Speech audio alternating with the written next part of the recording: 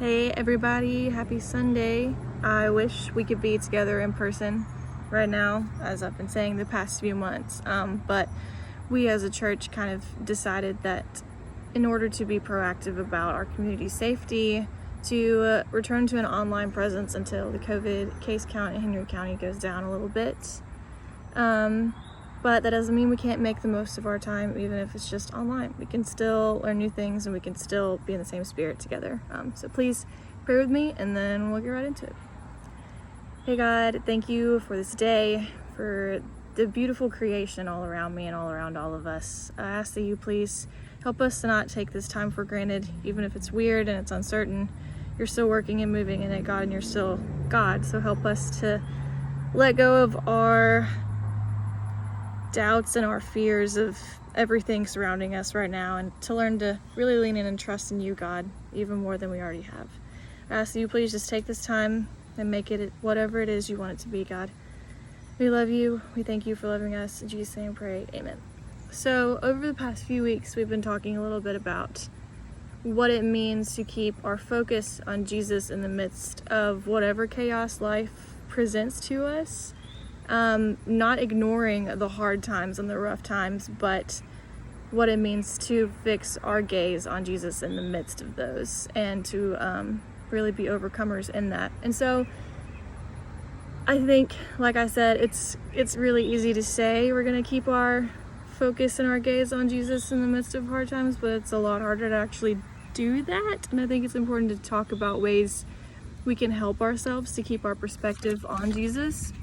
And so one way we can do that is through God's words of what he says to his people in the Bible and what he says to us today through that. So we started looking at famous Bible verses, kind of the background of those and how they are important things for us to build our lives around, but they're more than just that one verse. So it's important to understand what they mean. And so today I will be talking a little bit about a very famous verse from the book of Jeremiah, chapter 29.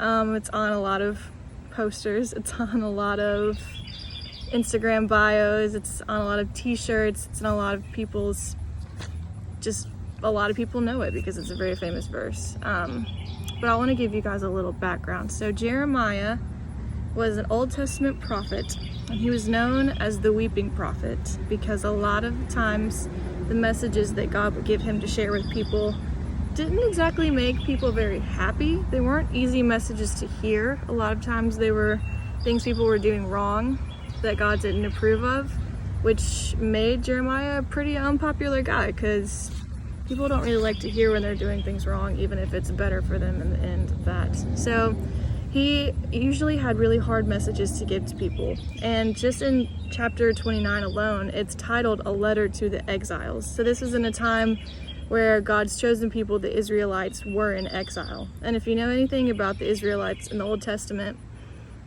they were God's chosen people, but they also got distracted really easily. And so it was kind of this cycle of they would follow God and then they would get distracted by a false god or a false prophet or something that wasn't what they were supposed to be doing and listening to, and then they would get a little off course, and then they would go back to God, and then they'd be on course, and then they'd get distracted all over again. And I feel like a lot of times we poke fun at the Israelites and saying, like, wow, they had everything they needed and they still got off course and distracted from God. But we are so similar to them nowadays, not just as a culture, but as individuals, because we live in a world of distractions. I know I'm constantly called out by my screen time report every week on my phone of how much time I spend on my phone when I should be not spending that much time on my phone, and that's just one thing. But it's so easy. I know we've talked about this before, but I mean, especially right now, to be caught up in the distraction of what our hope is in instead of our hope being in God and God's plans for us. And so I'm gonna just get down to the part of it that all of us know, and we're focusing on Jeremiah chapter 29 verses 11 through 13. It says, "For I know the plans I have for you, declares the Lord, plans to prosper you and not to harm you, plans to give you a hope and a future. Then you will call on me and come to me and pray to me, and I will listen to you. You will seek me and find me when you seek me with all your heart. Obviously, when I read that, you know the part that everybody knows, which is, for I know the plans I have for you, declares the Lord, plans to prosper you and not to harm you, plans to give you a hope and a future, or a future filled with hope, as it sometimes says in translations. And I feel like as Christians, we cling to that. As believers in God, we cling to those words because there's a lot of hope, obviously, in them. And there's a lot of confidence we can put in those words. And there should be, because we know that God said that. But I think it's also so important to hear the part that comes after that and not just take that verse out of context, because it says, then you will call on me and come and pray to me, and I will listen to you. You will seek me and find me when you seek me with all your heart. So God wasn't just saying that I have these plans for you, that I'm going to see you through to the end with a hope in the future, without also saying that our focus needs to be on God because of that. And it's so, I don't know, it's so convicting at the same time that it is hopeful, because it's like, how often can I say my hope and my focus is really on the plans that God has for me instead of the plans that I make? Because no matter where you are in your journey with believing and following God, no matter where you are in your life in general, if you're anything like me, you like to know how things are going to work out. You like to make plans, even just for the day. You like to make plans, and we get offended when those plans don't work out. And we're in this time right now where it's like every plan that we make is subject to change, which it's always been, but even more so, it's like we don't know what it's going to look like even tomorrow. We don't know what it's going to look like next week, next month. Plans for schools are constantly changing here and everywhere. Plans for churches, we're having to change our plans we're making. We're having to cancel things we've planned for a long time. So what is our hope in? Is our hope in the plans that we make, that we have control of, or is our hope in the plans that God has for us despite how our plans work out? Because I think so often we have this mindset of the things that I plan in my life,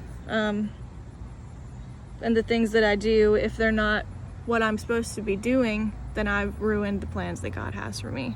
But you're never going to get to a place in your life where you've gotten so distracted by the world and so off course from where you think God is telling you you're supposed to be. You've done too many things wrong for God to ever love you. You're never going to get to that point, because that gives ourselves way too much credit and God not enough credit. And he says he knows his plans for us. Despite all of the times we try to make our own plans that are not the plans we're supposed to be having, despite all the times we do these things and put our hope in words that other people say, or our plans for futures that are not to glorify God but to glorify ourselves, we think that we ruin God's plans for us, but there's nothing that can ruin the plans that God has for us. And even though the Israelites didn't know it, the future filled with hope that God was speaking of ultimately was Jesus. And we have that promise fulfillment in the fact that our God came and died for us, and we can lean into that, and we can trust that he knows the end game and he knows everything in the middle.